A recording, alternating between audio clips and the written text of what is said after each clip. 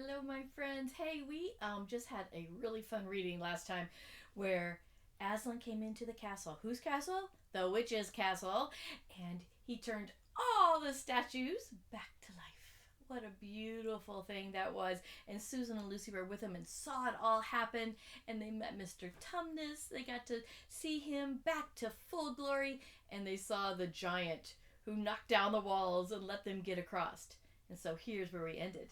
And Aslan says, "Our work is not yet over. And if the witch is to finally be defeated before bedtime, we must find the battle at once." So Aslan has the girls, and the boys are off. He said, "Now, Peter, you're in charge of the battle, right? So let's see where the boys are." "And join in, I hope so, sir," added one of the centaurs. So all these creatures, all these Narnia creatures, they're so excited to follow Aslan now. They know that he saved them and he is their king, and they're excited. "Of course," said Aslan. "And now, those who can't keep up, that is, the children and the dwarves and the small animals, must ride on the back of those who can.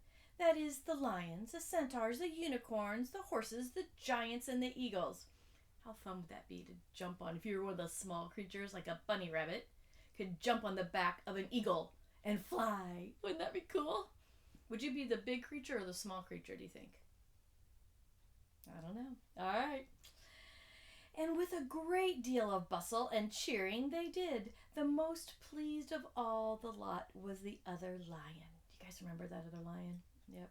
Who kept running about everywhere, pretending to be very busy, but really in order to say to everyone he met, "Did you hear what he said?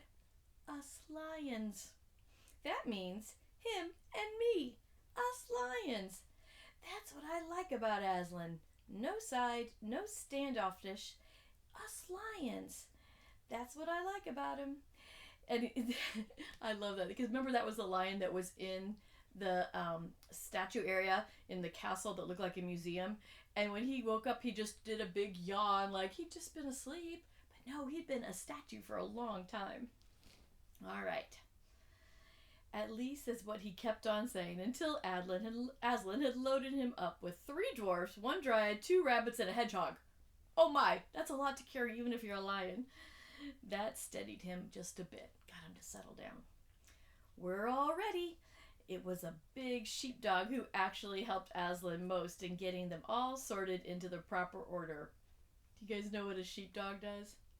It's out with the sheep and he gathers them and says, "Go this way." Have you ever seen that? It's so fascinating. So the sheepdog did his job, what he was created to do. And they all set out through the gap in the castle wall. At first, the lions and the dogs went nosing around in all directions. But then suddenly, one great hound picked up the scent and gave a bay. There was no time lost after that. Soon all the dogs and the lions and the wolves and the other hunting animals were off at full speed with their noses to the ground, and all the others streaked out for about a half a mile behind them. They were following as fast as they could. The noise was like an English fox hunt, only better, because every now and then with the music of the hounds was mixed in with the roar of the other lion, and sometimes the far deeper and more awful roar of Aslan himself.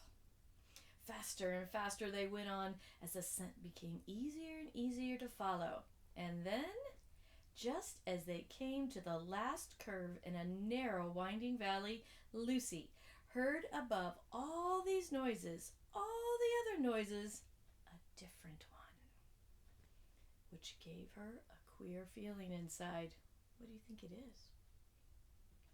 It was a noise of shouts and shrieks and of clashing of metal against metal.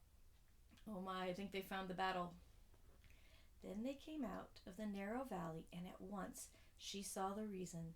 There stood Peter and Edmund and all the rest of Aslan's army fighting desperately against the crowd of horrible creatures whom she had seen just that last night. Remember, she'd seen them at the stone table, right?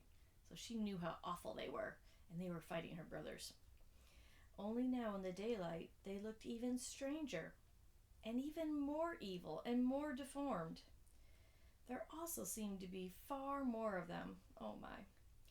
Peter's army, which had their backs to her, looked terribly few, and there were statues dotted all over the battlefield, so apparently the witch had been using her wand. But she did not seem to be using it now. She was fighting with her stone knife. It was Peter she was fighting. Oh my. Both of them were going at it so hard that Lucy could hardly make out what was happening. She only saw the stone knife and Peter's sword flashing so quickly that it looked like 3 knives and 3 swords. That pair were in the center. On each side the line stretched out. Horrible things were happening wherever she looked. "Off my back, children," shouted Aslan, and they both tumbled off. Then, with a roar that shook all of Narnia, from the western lamppost to the shores on the eastern sea, that the great beast flung himself upon the White Witch. Yes! Lucy saw her face lift toward him for 1 second with an expression of terror and amazement. Then lion and witch had rolled over together, but with the witch underneath, and at the same moment all warlike creatures whom Aslan had led from the witch's house rushed madly on to the enemy lines. Dwarves with their battle axes, dogs with their teeth, the giant with his club, and his feet were so crushed, his feet crushed dozens of foe.